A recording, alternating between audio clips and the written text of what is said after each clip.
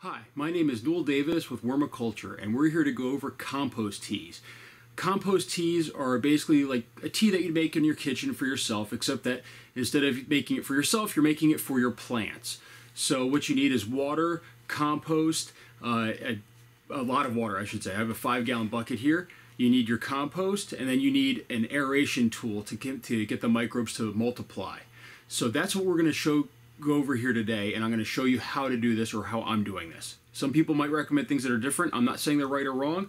This is what works for me based on what I have available. So let's get started. First thing first, obviously, I have my bucket of water. This is a 5-gallon bucket from just, any hardware store. I filled it with water a couple days ago. And I also put in a little bit of this. This is a water conditioner that you can buy at any fish store, and it works for 10 gallons for 7 drops of this will work on 10 gallons. So this stuff is fairly inexpensive, and that way you're getting all the chlorine out of your water. Because for me, at least, this water is out of my sink, and hey, you know what? Chlorine kills bacteria. That's the purpose of it. And having it in here and dropping my compost in would just kill everything, and it'd be done, and I wouldn't work at all. So make sure if you're using water from the tap that it has been treated so that way it's chlorine free. So the next thing I have here is a burlap bag that has the compost in it. So I filled this up about up to here. It's pretty light. I wasn't sure how much I'd need. This is one of the first times I'm actually doing this, but I figure for 5 gallons this is plenty. Now, some of the compost is going to work its way out of here. That's perfectly fine. For me, the real key is that I want to make sure that I'm not putting this through any type of system. I'm going to be dumping this over trees that I just planted. So I'm going to just put this in the water, let it soak up and sink in, and I'm going to tie this off onto the bucket here. And that way it stays near the surface and doesn't just float to the bottom. So then just tie this off real quick. And this will keep it off the bottom. So there we go, that's ready to go. Now, one of the things that I have for mine is I have a lid. You don't need a lid. I have a lid. I drilled a hole in the middle. I put some washers around it to kind of keep the cord safe, and that's how I have my air stone going in here. Now this air stone is again from just a regular fish store, and then I have my tubing again from a fish store. So this is going to go in here. Put the lid on. Now I'm going to wait to put the lid on all the way here. And then this is one of the few things that I've had to purchase was these air things right here. So this is an air pump, and this is meant for I think a 60-gallon tank. So it's a fairly decent sized one, but it should be quiet. It's supposed to be whisper quiet. That's the purpose why I got this one. I don't want anybody to hear it. I did purchase a check valve. This makes sure that if this pump were to turn off at any point, the water doesn't get sucked back up and destroy your pump. So if the power goes out or anything. So these are only like $2. It was well worth the investment to make sure I don't break an air pump that I just purchased. So now that that's done, this is ready to be plugged in. So I'm going to put this up here. I'm going to plug this in. I got my cord over here.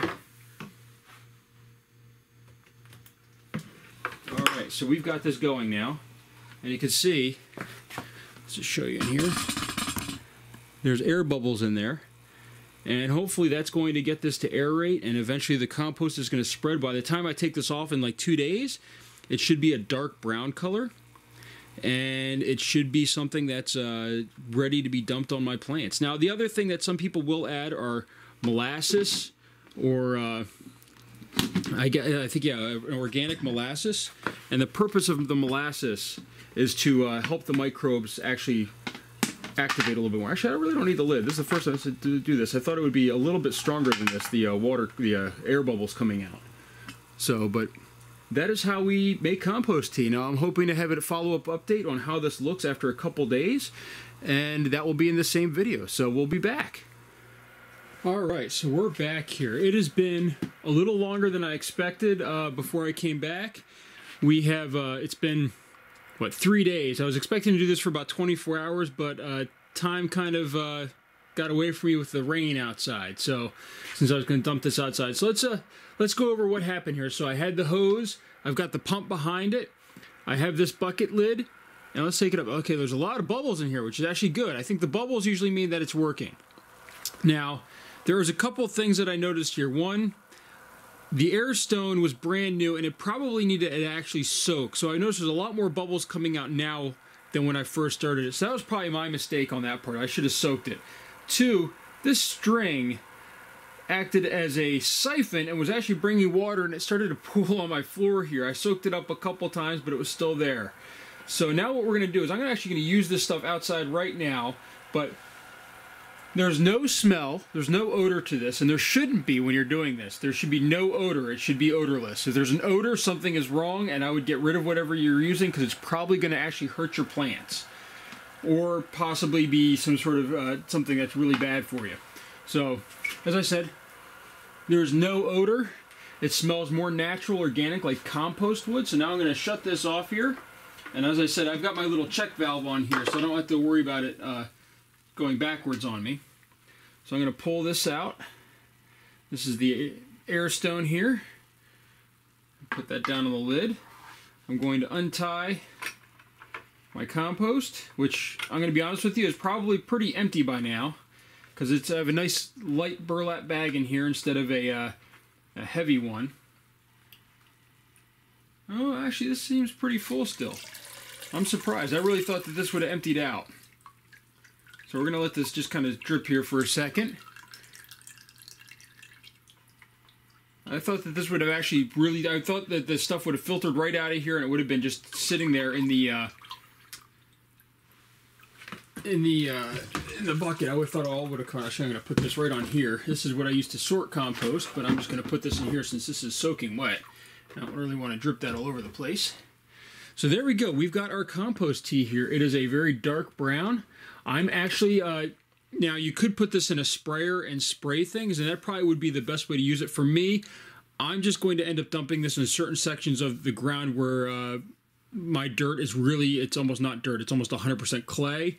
And I'm hoping that the grass clippings will be eaten up by this and the leaves that are there, and this will make it a much better ground area as far as the topsoil. So that's what I'm trying to do with this. So I'm not really trying to grow specific plants or flowers or anything like that. I'm just trying to grow grass. So that is it, and that's how you make compost. Now, I will say other people recommend putting in a sugar or molasses, and that is supposed to help stimulate the bacteria.